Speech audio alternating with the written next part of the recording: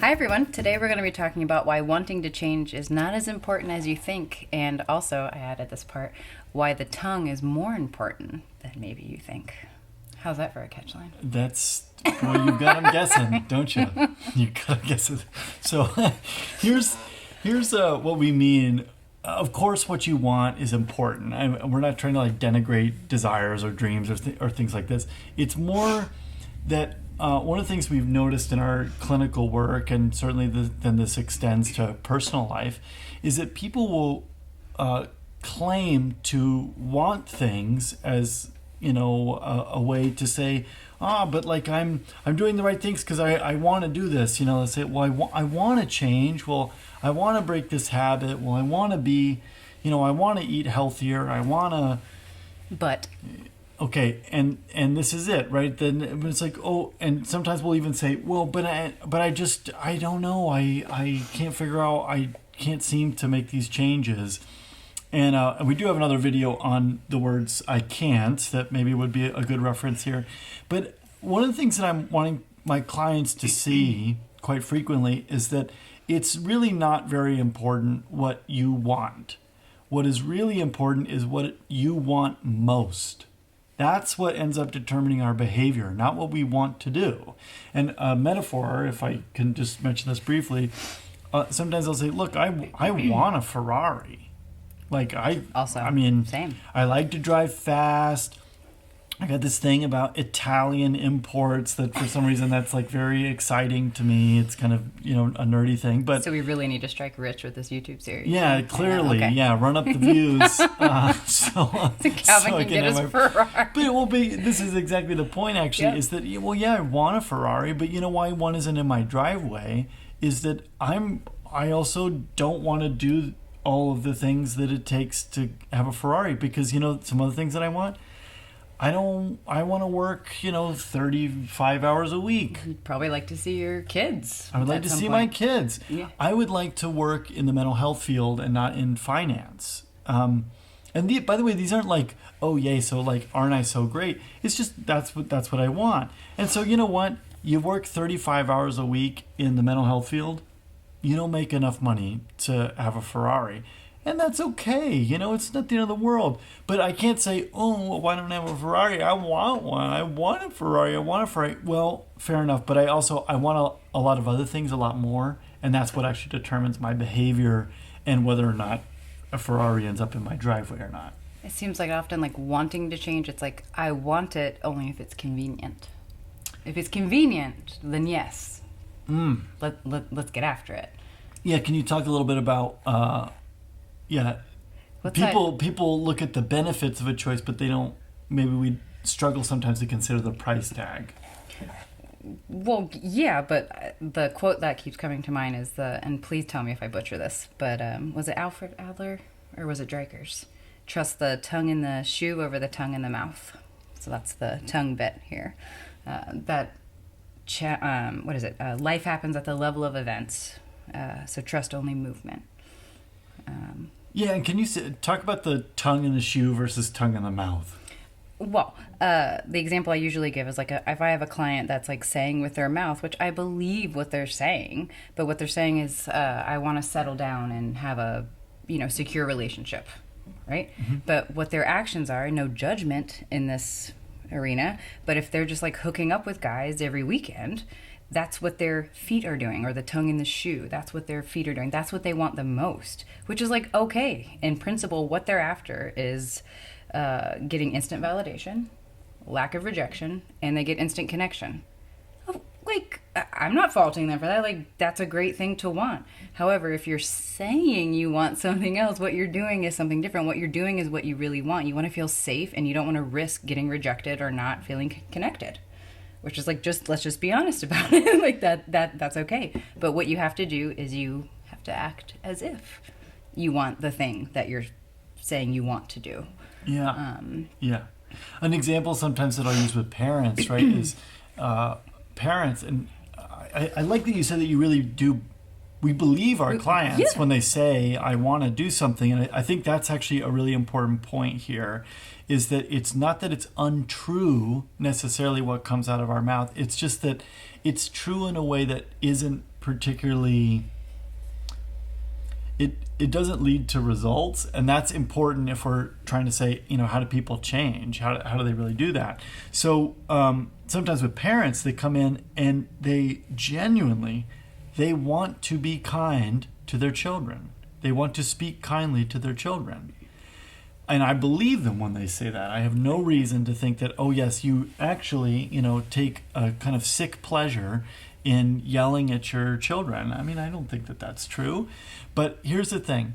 If what you want most in your relationship with your child is compliance, control, Yeah.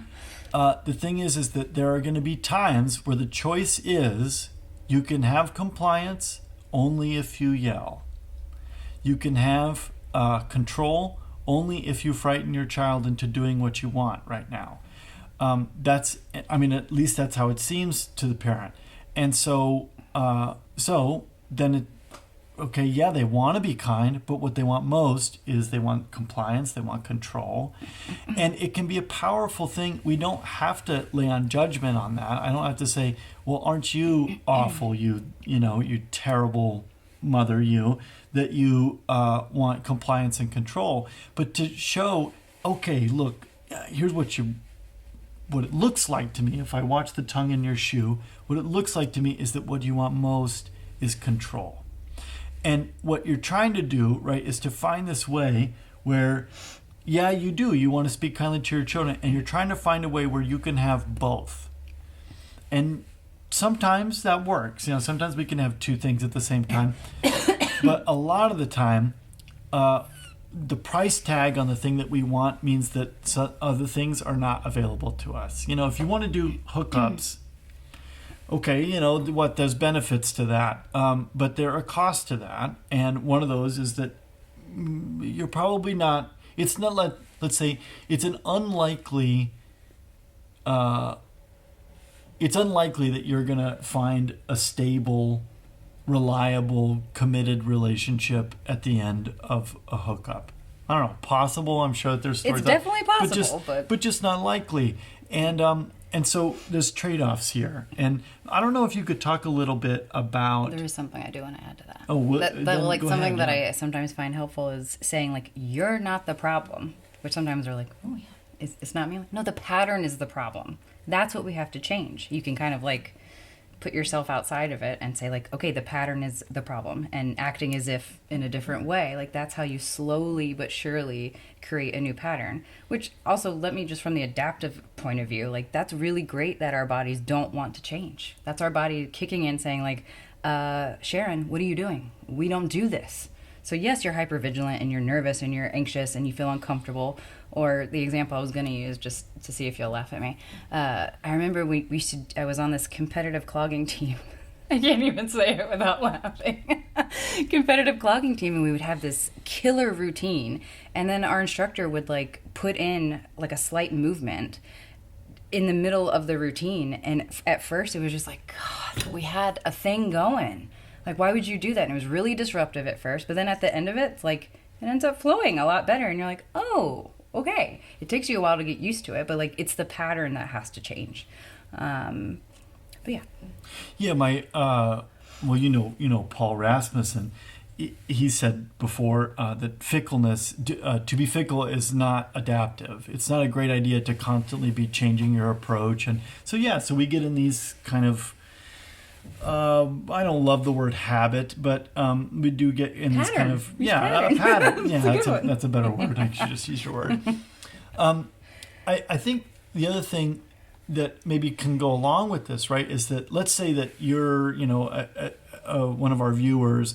Let's say that you're wanting to make a change and you're having a hard time doing it. The process that we have come to use with our clients and that we would recommend for other people is that rather than focusing on, well, I want this thing that seems to elude me, to slow down to say, hold on, what is it that I want most? Let me just slow down. Okay, well, yeah, I'd really like to get in shape, but also I want to be comfortable. Well, you know what? Those things don't go together. And you don't have to say, oh, well, I'm so lazy. I'm just such a slob. whatever. It doesn't have to be that, but say, oh, I really want comfort.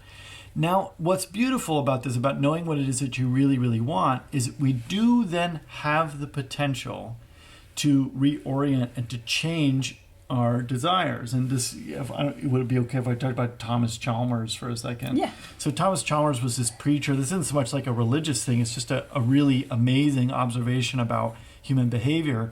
He has this famous sermon called The Expulsive Power of a New Affection. And the idea of that sermon is that, look, people don't change by having the evils of whatever they're doing in the present moment, exposed and tisk and shaming. And I mean, we know this certainly as clinicians, that shame tends to be a pretty poor motivator for deep down change. Sometimes it can kind of work on a behavioral level, but like spanking, right? Yeah, something like that. Yeah, it works short term. Short term, sure. Yeah. It's just that sometimes then you invite bigger problems or whatever. Resentment. So rather than exposing, oh, isn't this so awful? Oh, that Twinkie's terrible for you. Quit eating Twinkies. It's more like, why don't we help somebody to appreciate how delicious a grilled salmon can be, or something like that. It's not so much, because if we can really get them hooked on grilled salmon, they will willingly give up the Twinkie. But if we sit there and just shame them about how unhealthy Twinkies are, this is unlikely that they're going to give up Twinkies. And so that's an important lesson. So then to know, okay, well, yeah, I want to get in shape, but I want comfort most. That's really what I want. Then to slow down and say, okay, well, that's my current affection. Could I stir up in myself a new affection that would have expulsive power, meaning that it would expel my extreme ultimate desire for comfort, and it could be replaced with something that's a little bit more in line with where I want my life to go? I don't know if there's maybe some loose ends in there that you'd want to... No, that's why I love that quote, even though it doesn't matter about the religiosity of it. It fits great. I use it in session all the time. It's a powerful idea. Yeah. And we spit in the soup, and then it's like, you're not going to do anything else unless you have something that you are bought into, that you are willing to try. But you have to have the courage to be willing to try and fail. It really comes down to, like, do you choose to live or do you choose to survive? If you choose to survive, just keep wanting things ad nauseum and don't change anything. But if you want to live, then you're going to have to take some risks. Yeah. Okay, well, thank you so much for listening. And, we'll see you next time. Thank you.